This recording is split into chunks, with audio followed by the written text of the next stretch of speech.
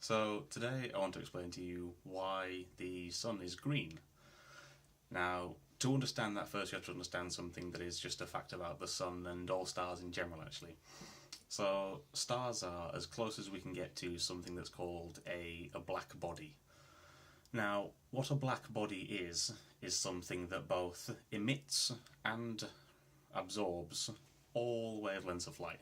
Now what that means is that there's different energies of light, so how much energy you can get from it when you absorb it, and we characterise those into different sections. That's what microwaves are, radio waves, infrared, visible light, X-ray, UV, up to gamma.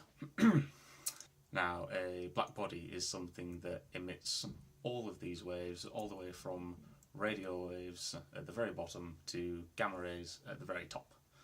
And it looks a little bit something like this.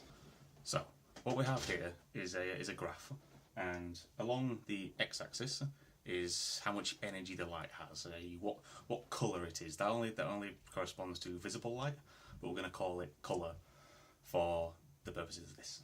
And up the y-axis is the intensity, which is how much of that light are we getting from the thing we're looking at.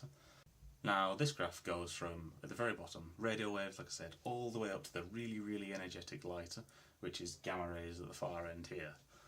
Now, visible light is obviously only a small part of this. Let's say that the visible light covers this section here, this little cutout piece of the graph.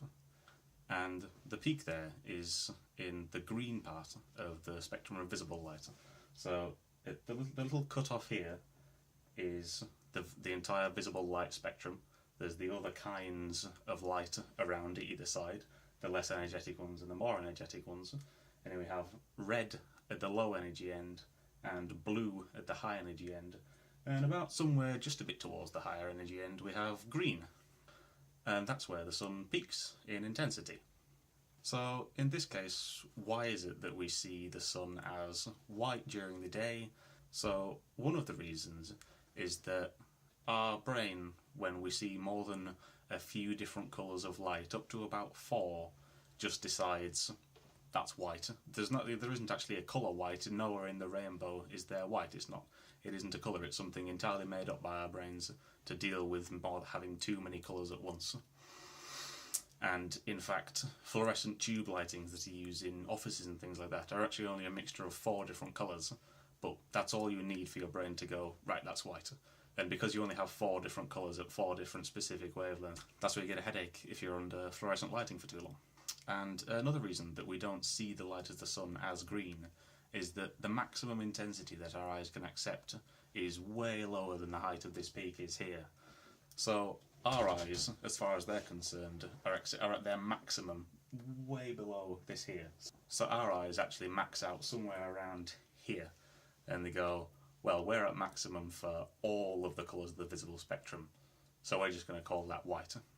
And the placement of this peak does actually change from star to star.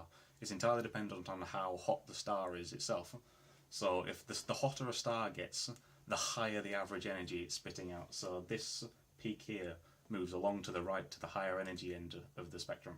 So in the hottest stars, we're way up here, the peak would be somewhere at the blue end, whereas in the older, colder stars, their peak is down at the red end, which is why there's such things called red giants. When stars get old and die, they tend to go a bit colder and then end up going towards the red end of the spectrum. So that's why our sun's green. Thank you for watching.